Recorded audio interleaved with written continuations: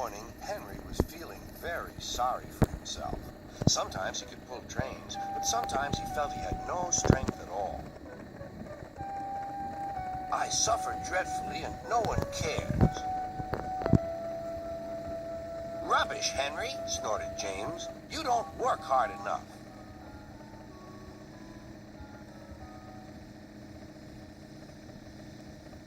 Sir Topham Hatt spoke to him too.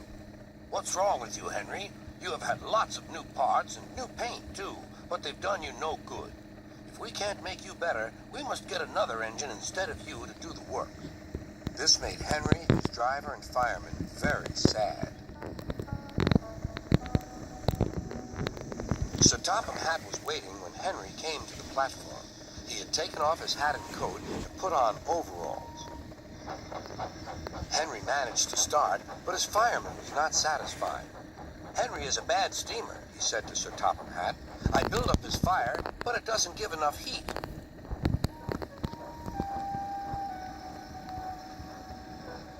Henry tried very hard, but it was no good. He didn't have enough steam and came to a stop outside Edward's station. Oh dear, thought Henry. I shall have to go away. Oh dear, oh dear. All he could do was to go slowly onto a siding, and Edward took charge of the train.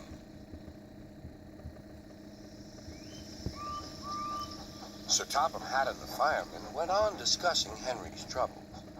What do you think is wrong, fireman? Asked Sir Topham Hatt. Excuse me, sir, he answered, but the fact is the coal is wrong. We've had a poor lot lately, and today it's worse. The other engines can manage. They have big fireboxes. Henry's is small and can't make the heat. With Welsh coal, he'd be a different engine. It's expensive, said Sir Topham Hatt, but Henry must have a fair chance. James shall go and fetch some.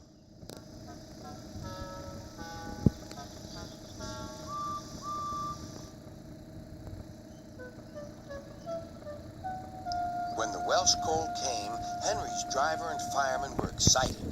Now we'll show them, Henry, old fellow. They carefully made his fire, putting large lumps of coal like a wall round the outside. Then the glowing middle part was covered with smaller lumps. You're spoiling my fire, complained Henry. Wait and see, said the fireman. We'll have a roaring fire just when we want it. The fireman was right. When Henry reached the platform, water was boiling nicely, and he had to let off steam. How are you, Henry? Beep, beep, beep. I feel fine. Have you a good fire, driver? Never better, sir, and plenty of steam. No record breaking, warned Sir Topham Hatt. Don't push him too hard. Henry won't need pushing, sir. I'll have to hold him back.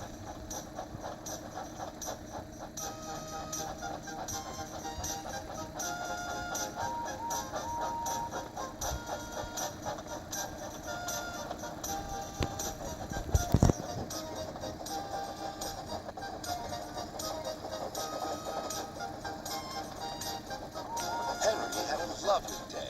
He had never felt so well in his life. He wanted to go fast, but his driver wouldn't let him. Steady, old fellow, he would say. There's plenty of time. They arrived early at the station. Thomas puffed in. Where have you been, lazy bones? Asked Henry. Oh, I can't wait for dawdling tank engines like you. Goodbye. Whoosh, said Thomas to the coaches. Have you ever seen anything like it? Both Annie and Clarabelle agreed that they never had.